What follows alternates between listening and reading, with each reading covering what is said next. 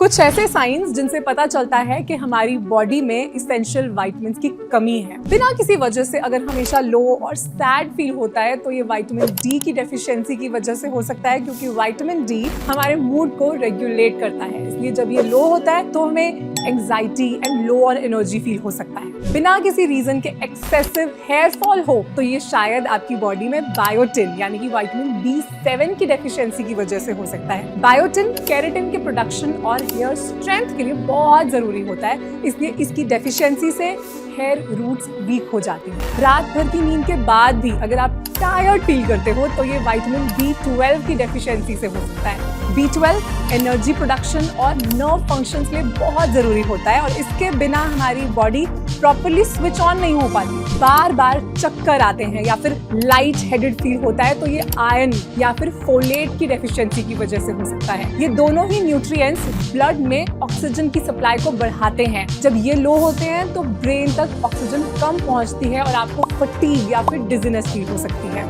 अगर ब्रश करते वक्त गम से ब्लड आता है तो ये विटामिन सी की डेफिशिएंसी की वजह से हो सकता है, क्योंकि विटामिन सी कोलाजन, हीलिंग और इम्यूनिटी के लिए बहुत जरूरी होता है।